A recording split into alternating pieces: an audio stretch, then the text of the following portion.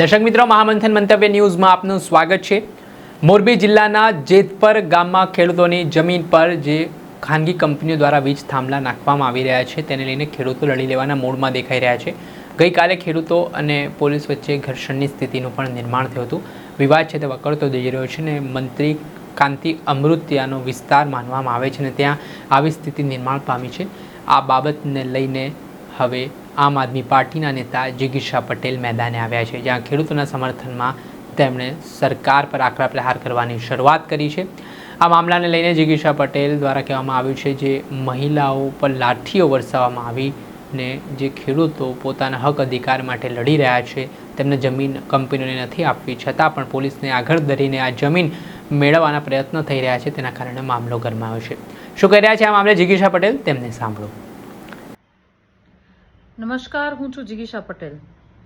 આજના તાજેતરના અહેવાલ જે રીતે મળી રહ્યા છે એ રીતે અમારા આમ આદમી પાર્ટીના સનિષ્ઠ કાર્યકર અને મોરબીના આમ આદમી પાર્ટીના નેતા એવા પંકજભાઈ રાણસરિયાને પોલીસ તંત્ર દ્વારા એમની અટકાયત કરવામાં આવી છે અને સાથે સાથે જેતપર ગામના ખેડૂતો છે જેમના પોતાના ખેતરની અંદર એમની પરમિશન લીધા વગર હાઈ ટેન્શન લાઇન નીકળી રહી છે, એ ખેડૂતો જ્યારે પોતાની વળતરની માંગણી કરતા હોય ત્યારે એ જાણે કોઈ કહેવાય ને કે ગુનો કરતા હોય એવી રીતે પોલીસે એમની પણ અટકાયત કરી લીધી છે।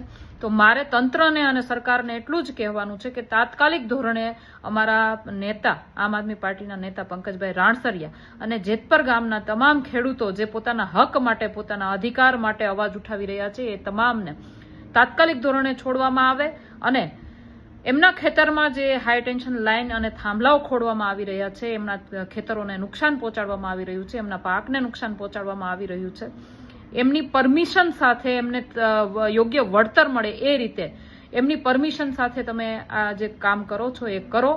બાકી નાના નાના ગરીબ ખેડૂતોને એક કહેવાય ને ઉદ્યોગપતિઓના કહેવા પ્રમાણે ઉદ્યોગપતિઓની ગુલામી કરીને તમે જે આ નાના ખેડૂતોને હેરાન કરી રહ્યા છો એ તદ્દન એટલે તદ્દન અયોગ્ય અને શરમ। જ્યાં આપણે સાંભળ્યા આમ આદમી પાર્ટીના નેતા જિગીશા પટેલ હાલ તેમનું સ્ફોટક નિવેદન સામે આવ્યું છે અને તેમણે જે પરિસ્થિતિ નિર્માણ પામી છે તેને લઈને વાત કરી છે અને લડી લેવાની તૈયારી પણ દર્શાવી છે અને ખેડૂતોનું સમર્થન પણ પૂરું પાડ્યું છે।